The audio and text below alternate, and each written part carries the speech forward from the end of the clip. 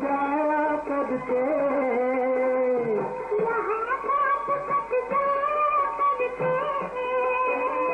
यहाँ मैल ममता भूल जाता।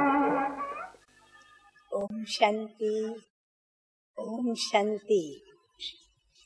आज की तारीख है 28/11/11 और आज की ज्ञान मुरली का हेडिंग है हमारा रूहानी पंडा जो हमें रूहानी यात्रा कराते हैं और हमें मुक्ति, जीवन मुक्ति ले जाते हैं। तो हमारा रूहानी पंडा मीठे मीठे बाप दादा कहते हैं, मीठे बच्चे सर्विस के साथ साथ याद की यात्रा को भी कायम रखना है। इस रूहानी यात्रा में कभी ठंडे नहीं होना।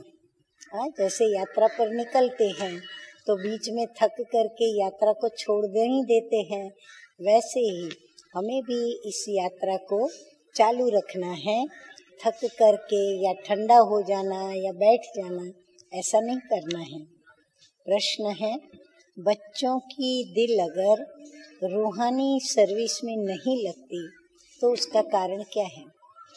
उत्तर है, अगर रूहानी सर्विस में दिल न लगे तो जरूर देह अभिमान की ग्रहचारी है। चलते चलते देह अभिमान के कारण जब आपस में रूठ पड़ते हैं तो सर्विस ही छोड़ देते हैं। एक दो की शक्ल देखते ही सर्विस के ख्याल उड़ जाते हैं। इसलिए बाबा कहते, इस ग्रहचारी से संभालो।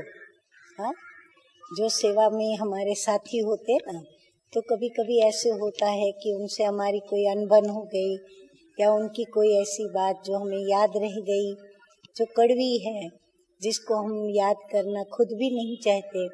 तो जब वो व्यक्ति हमारे साथ फिर से सेवा में यदि रहती है, निमित्तों के तरफ उसे प्रोग्राम मिलता है, तो उस व्यक्ति को देख करके हम कहते नहीं, हम सेवा नहीं करेंगे अगर ये मेरी साथ में है तो साथी को देख करके भी क्या करते हैं, शक्ल देख के बाबा कहते हैं ना, सर्विस के ख्याल उड़ जाते हैं। तो बाबा कहते हैं ये एक ग्रहचारी है, इसीलिए उससे संभालो। गीत बड़ा अच्छा बजा है, हमारे तीर्थ न्यारे हैं और यही धरती के तारे हैं। धारणा के लिए मुख्य सार है, नंबर 1 है, भगवान की आज्ञाओं की अवज्ञा कभी नहीं करनी है। बेहद सेवा में सपूत बच्चा बन मददगार बनना है। नंबर 2 है, ज्ञान धन की गुप्त खुशी से, क्योंकि ये धन दिखाई तो नहीं पड़ता है ना लोगों को, परंतु हमें उस धन की प्राप्ति की खुशी है। तो इस ज्ञान धन की गुप्त खुशी से बुद्धि को भरपूर रखना है। आपस में कभी भी रूठना नहीं है। कितना भी आपस में मतभेद हो जाए, विचार भेद हो जाए, थोड़ा बहुत तू मैं हो जाए, तो भी बाबा कहते हैं कभी एक दो से या आपस में रूठना नहीं है।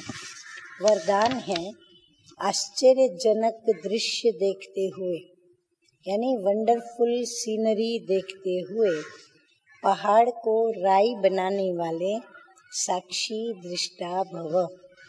संपन्न बनने में अनेक नए नए व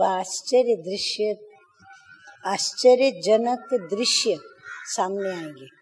बाबा कहते आप पुरुषार्थ कर रहे हो संपन्न बनने का, तो जैसे पुरुषार्थ करते जाते हो तो सामने क्या होगा, वंडरफुल सीनरीज भी आती जाएगी, लेकिन वह दृश्य साक्षी दृष्टा बनावे, हिलावे नहीं। और हमारी स्थिति कैसी हो, साक्षी दृष्टा की, और बार बार सीनरीज आती रहेंगी, हम साक्षी दृष्टा होते रहेंगे, तो ये सीनरीज हमको हिला के न जावे। हमारी स्थिति हलचल की नहीं होनी चाहिए। साक्षी दृष्टा की स्थिति की सीट पर बैठकर देखने व निर्णय करने से बहुत मजा आता है, भय नहीं लगता। जैसे कि अनेक बार देखी हुई सीन फिर से देख रहे हैं, तो वो हमको नया नहीं लगेगा कि अरे भाई ये कैसे कर रहा है, ये तो ऐसे नहीं थे, अभी ये कैसे बोलते हैं, कैसा करते हैं। तो बाबा कहते फिर जब साक्षी दृष्टाओं के पाठ देखेंगे तो कैसा लगेगा कि ये तो सीन हम फिर से देख रहे हैं, फिर से इनसे वही बात कर रहे हैं।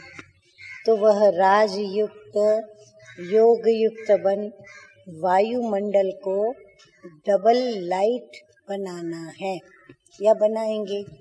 उन्हें पहाड़ समान पेपर भी कैसा महसूस होगा, राई के समान अनुभव होगा। स्लोगन है, परिस्थितियों में आकर्षित होने के बजाय उन्हें साक्षी होकर खेल के रूप में देखो।